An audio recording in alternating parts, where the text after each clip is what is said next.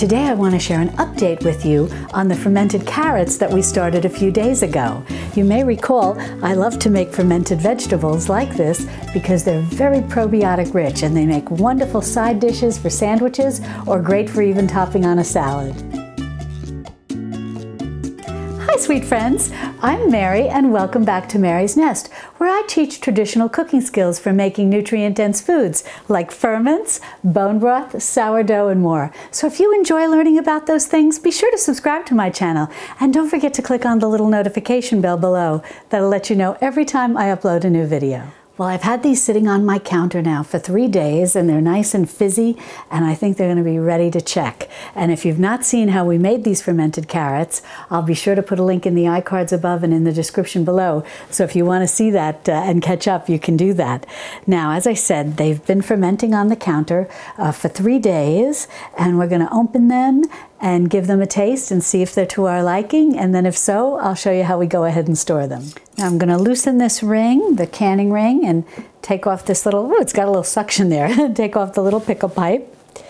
And then you may recall, if you saw the original video, we've got the glass weight in here holding everything underneath the liquid. And so I'll get ready to remove that. Oh, these carrots look lovely. I'm anxious to give them a taste. Now they've maintained their beautiful bright orange color, and the tea bag that we put in to maintain the crispiness over time, as you'll see, has not had any effect really on the brine or on the color of the carrots. I know some of you had asked me about that, and I just wanted to show you that the color of the carrots is still beautiful orange, and the aroma is very much that of a fermented vegetable, very similar to what a pickled vegetable, a traditionally pickled vegetable would smell like. Your typical, somewhat tangy, soury, vinegary. It's kind of, that's what the aroma is like, and that's what you'll smell when you open these jars of fermented vegetables. And you'll see we've got, I don't know if you can see, there's the tea bag sitting there down on the bottom. But it really plays no other role than to just help keep these crisp. It really doesn't release much color into the fermented liquid or onto the vegetables. And as I mentioned in the previous video, if you have access to fresh grape leaves, those can also be used to help with the crispness. And the reason you're looking for something like tea leaves or grape leaves is because they're very high in tannins, and tannins are what help keep the crispness into the vegetables. I should say keep the crispness in the vegetables as we're fermenting them. And I just want to mention one thing before we proceed. If you watch the previous video where we make these fermented carrots, you don't need this glass weight and this silicone pickle pipe.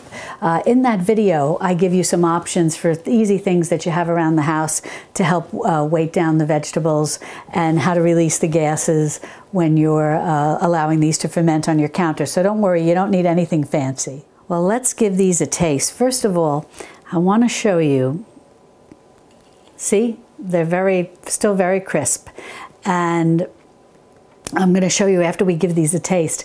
I'll show you how to go ahead and store these in your refrigerator because I think they're going to be perfect. And once they get to the level of fermentation that you're happy with, the flavor and the texture, at that point you're going to want to refrigerate your fermented vegetables. Well, let's give this a taste.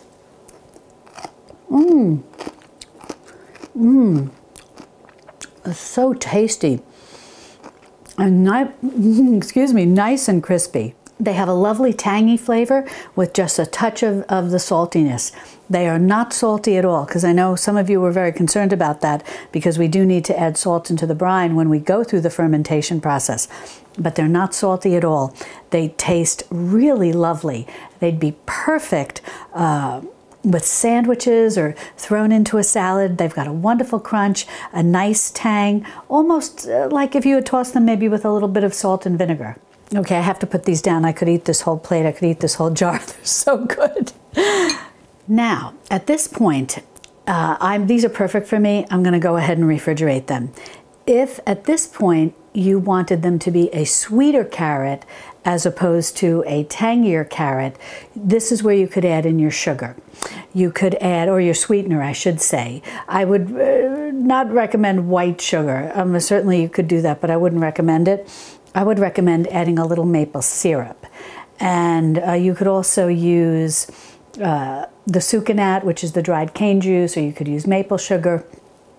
Although maple sugar can be a little pricey, but that's what you would want to add in at this point. The maple syrup would work very well, or even honey. You could add honey in. It would mix very well in the liquid. The sucanat might take a little longer to dissolve, but it will dissolve, but it'll just take a little longer because it's not something that's heated, and so you'll be putting this into your refrigerator.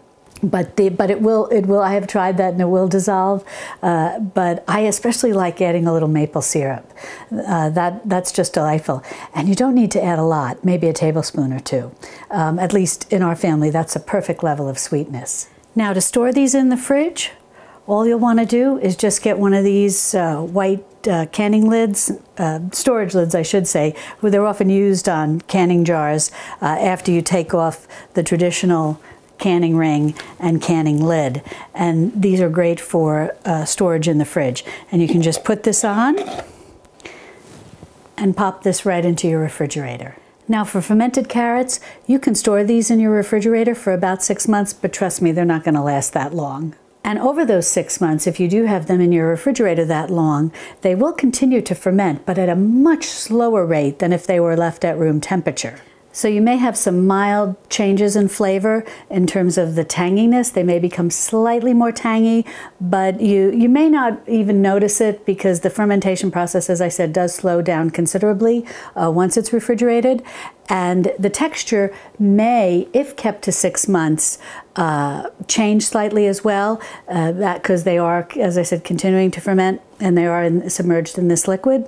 So they may become slightly less crunchy. However, the tea bag, or if you're using a grape leaf, will help tremendously to slow that process down and prevent them from getting mushy. They may change slightly in texture, but the tannins really help with that prevention of the mushy factor that I know a lot of folks have said is something that they haven't liked about making fermented vegetables. And so that's why I want to stress, if you've got something that has tannins in, and speaking of tannins, some of you have shared with me in the comments that you use bay leaves, and that was wonderful. That was very interesting to learn. So that's another option too, if you want to add some bay leaves. And one of you mentioned that you've seen people use, maybe 3 to 5 bay leaves per quart jar. But a tea bag is easy. Pretty much everybody has it, and it's black tea, has black tea around their house. But if not, bay leaves are another option. So I hope you'll give these a try. This is a wonderful way to start with fermented vegetables. They're easy to make, and they're very tasty. If you'd like to learn more about traditional cooking skills and making nutrient-dense foods, be sure to subscribe to my channel, and then click on this video over here where I show you how to make homemade sauerkraut. And I'll see you over there in my Texas Hill Country kitchen. Love and God bless.